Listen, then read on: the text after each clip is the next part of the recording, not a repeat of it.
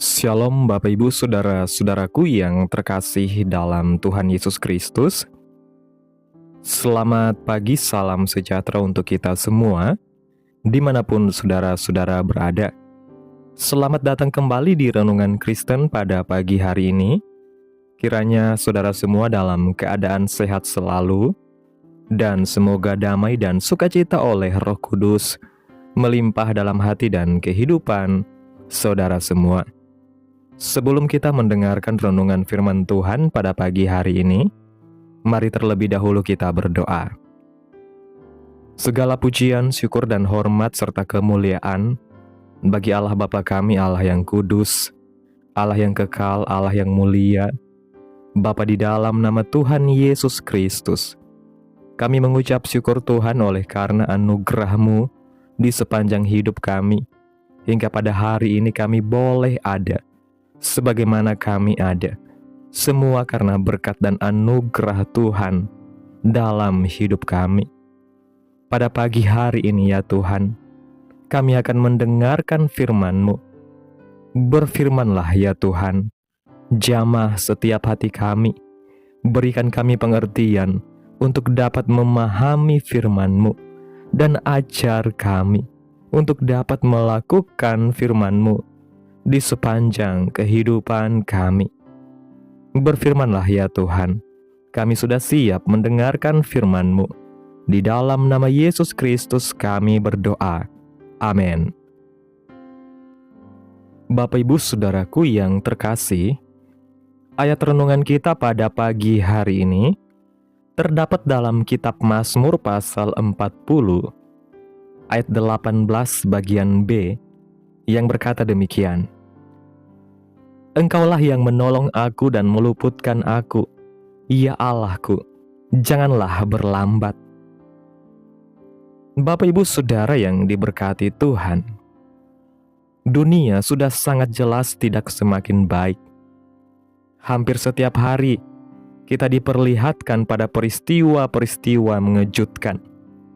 Keadaan dunia yang tidak menentu ini mau tidak mau mempengaruhi sebagian kehidupan orang percaya, bahkan dapat menimbulkan kekhawatiran. Meski firman Tuhan tidak pernah berhenti untuk memperingatkan agar kita tidak perlu khawatir, tetapi faktanya banyak yang tetap saja dilanda rasa khawatir. Apalagi sebagai anak-anak Tuhan, pasti banyak hal yang membuat kita merasa khawatir. Menurut Kamus Besar Bahasa Indonesia, kekhawatiran adalah perasaan khawatir atau cemas. Khawatir adalah takut, gelisah, cemas terhadap sesuatu hal yang belum diketahui dengan pasti. Mengenai kekhawatiran atau ketakutan akan hidup ini, membuat seseorang tidak berfokus kepada Tuhan, dan akhirnya lebih berfokus kepada dunia ini. Seringkali tanpa kita sadari, kekhawatiran perlahan-lahan mengambil alih pikiran kita, mengisi setiap ruang dalam hati kita dengan ketakutan akan hal-hal yang bahkan belum tentu terjadi, sehingga kita mulai kehilangan damai sejahtera yang seharusnya kita miliki sebagai anak-anak Tuhan. Kita menjadi mudah gelisah, mudah panik, dan sulit untuk tenang dalam mengambil keputusan. Bahkan dalam kondisi tertentu, kita mulai meragukan penyertaan Tuhan karena kita lebih mempercayai apa yang kita lihat daripada apa yang Tuhan janjikan. Padahal sesungguhnya kekhawatiran itu adalah jebakan yang membuat kita menjauh dari Tuhan. Karena semakin kita fokus kepada masalah, semakin kita kehilangan kepekaan akan suara Tuhan. Oleh sebab itu, kita perlu dengan sadar mengalihkan fokus kita kembali kepada Tuhan. Belajar menyerahkan setiap kekhawatiran kita kepada Tuhan, dan percaya bahwa Tuhan sanggup memegang kendali atas segala sesuatu yang terjadi dalam hidup kita. dijabarkan ada 3 jenis kekhawatiran. Yaitu yang pertama, kekhawatiran akan kebutuhan hidup, makanan, kesehatan, pakaian.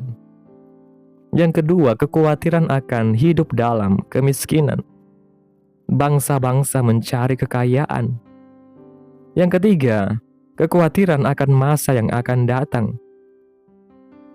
Firman Tuhan mengatakan kesusahan sehari cukuplah untuk sehari.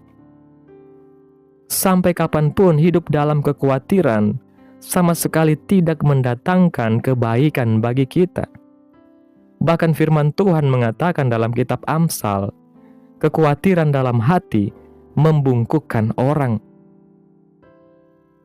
Kita tidak perlu mengizinkan kekhawatiran menguasai hidup kita, karena kekhawatiran akan membunuh iman percaya kita kepada Tuhan.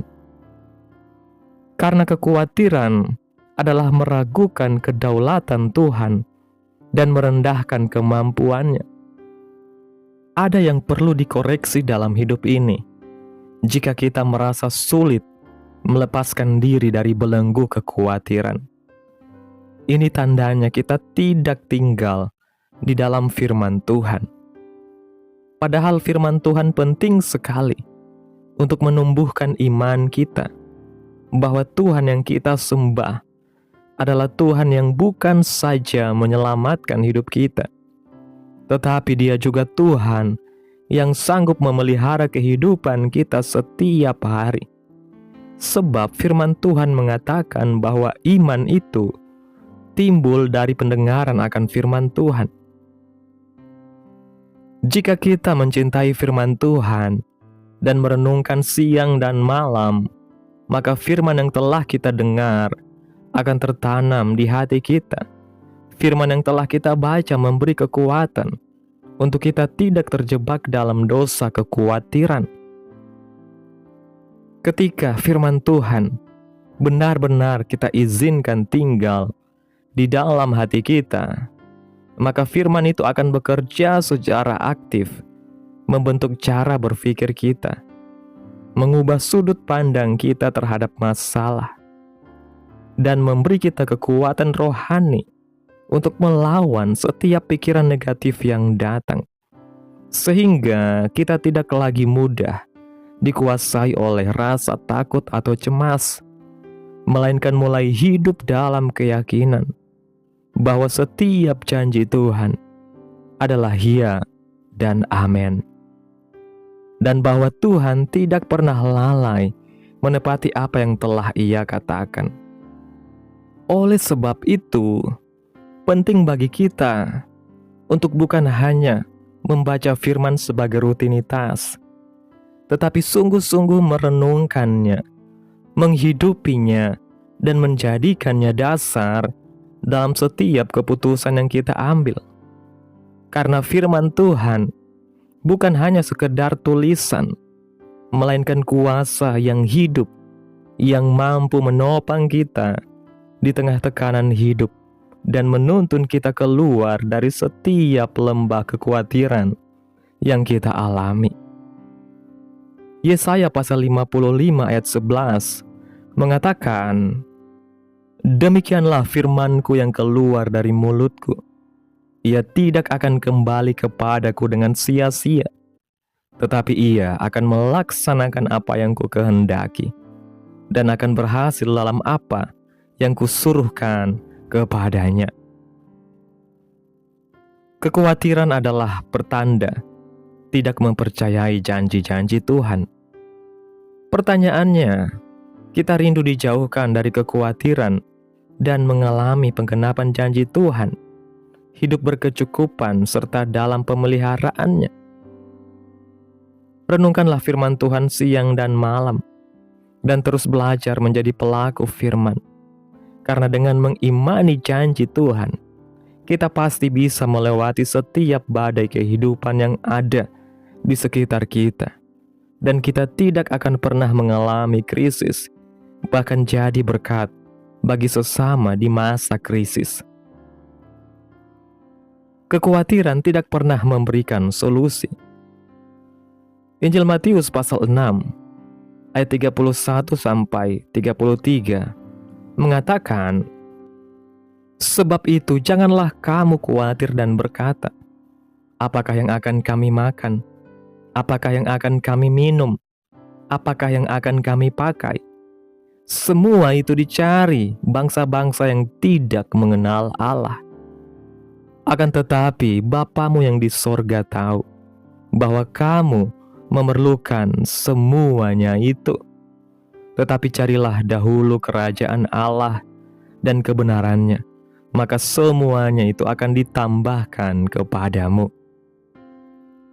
Banyak orang berfokus kepada kebutuhan hidup, makanan, minuman, dan pakaian, bukan kepada tujuan atau arti hidup itu sendiri. Kekhawatiran membutakan tujuan Tuhan dalam hidup kita, oleh karena kita terfokus pada hal-hal lahiriah. Ketika kita terus membiarkan kekhawatiran menguasai hidup kita, maka secara perlahan kita akan kehilangan arah dan tujuan yang Tuhan tetapkan bagi hidup kita. Karena pikiran kita dipenuhi oleh hal-hal yang bersifat sementara dan duniawi, sehingga kita tidak lagi peka terhadap panggilan Tuhan. Padahal Tuhan memanggil kita bukan hanya untuk sekedar bertahan hidup, tetapi untuk hidup dalam rencana Tuhan yang besar dan menjadi saluran berkat bagi orang lain. Oleh sebab itu kita perlu belajar melepaskan setiap kekhawatiran dan mulai memprioritaskan hubungan kita dengan Tuhan, mencari kerajaan-Nya terlebih dahulu, dan mempercayakan segala kebutuhan kita kepada Tuhan. Karena ketika Tuhan menjadi pusat hidup kita, maka segala sesuatu yang kita butuhkan akan ditambahkan kepada kita sesuai dengan kehendak Tuhan, dan kita dapat menjalani hidup ini dengan penuh damai sejahtera tanpa dibelenggu oleh rasa takut akan masa depan. Kekhawatiran hanya akan membuat kita terkungkung dan akhirnya tidak membuat hidup kita lebih baik. Kekhawatiran tidak akan pernah memberikan solusi, walau hanya sehasta saja ke depan. Para ahli Alkitab memaknakan istilah ini dengan umur dan kata satu hasta sebagai ukuran waktu. Maka dengan kekhawatiran dan kegelisahan, kehidupan manusia tidak dapat diperpanjang. Sebaliknya, menurut ilmu kedokteran modern, kekhawatiran justru memakan kesehatan dan memperpendek kehidupan. Yesaya 41 ayat 10 mengatakan, "Janganlah takut, sebab aku menyertai engkau. Janganlah bimbang, sebab aku ini Allahmu." Nasihat firman Tuhan, janganlah kamu khawatir. Tuhan bukan saja mampu, namun Dia juga mau menolong dan menyertai kita. Amin. Tuhan Yesus memberkati. Demikianlah renungan firman Tuhan pada pagi hari ini. Biarlah menjadi berkat bagi kita semua dan dapat kita lakukan dalam setiap kehidupan kita. Pada hari ini, sebelum kita memulai segala aktivitas kita di hari ini, mari kita berdoa.